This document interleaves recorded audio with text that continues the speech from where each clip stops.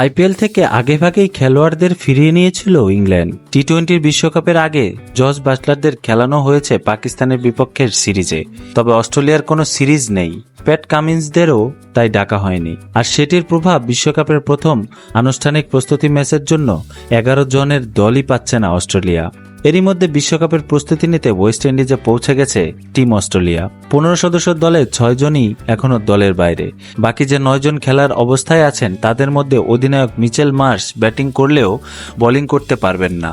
বুধবার প্রথম warm up ম্যাচে নামিবিয়ার বিপক্ষে অস্ট্রেলিয়াকে হয়তো সাপোর্ট স্টাফদের খেলায় নামিয়ে দিতে হবে। এবারের আইপিএল শেষ হয়েছে রোববার। ফাইনালে কলকাতা দলে ছিলেন মিচেল স্টার্ক, হায়দ্রাবাদে প্যাট কামিন্স ও ট্রাভিস হেড। প্রায় 2.5 মাস ধরে অস্ট্রেলিয়ার বাইরে থাকায় তাদের 3 জনকেই দেশের সময় কাটানোর জন্য সংক্ষিপ্ত ছুটি দিয়েছে অস্ট্রেলিয়ান ক্রিকেট বোর্ড। একই ছুটি পেয়েছেন রয়্যাল চ্যালেঞ্জার বেঙ্গালুরুর গ্লেন ম্যাক্সওয়েল ও ক্যামেরন গ্রিন এবং লখনৌ সুপার জায়ান্টসের মার্কস স্টয়নিসও।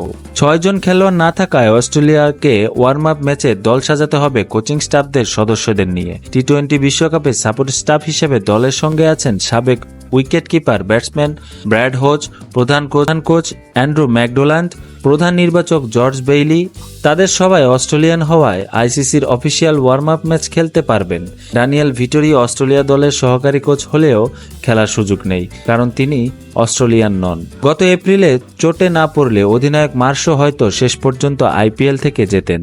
দিল্লি ক্যাপিটালসের খেলার সময় পাওয়া হ্যামস্ট্রিংয়ের চোট থেকে তিনি এখনও পুরোপুরি সেরে ওঠেননি। তবে প্রথমবারের মতো বিশ্বকাপে নেতৃত্ব দিতে যাওয়া এই অলরাউন্ডার বিশ্বকাপের প্রথম ম্যাচ খেলার ব্যাপারে আশাবাদী। তিনি বলেন, সম্পূর্ণ প্রস্তুত হওয়া শেষ ক্ষণ গুনছি, সবকিছু ঠিকঠাকভাবে চলছে।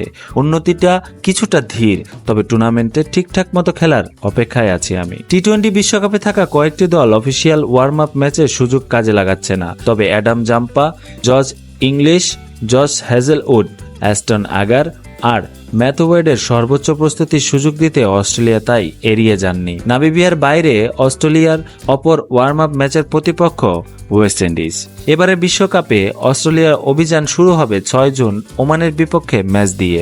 বি গ্রুপে তাদের অপর 3 প্রতিপক্ষ ইংল্যান্ড, নামিবিয়া ও স্কটল্যান্ড।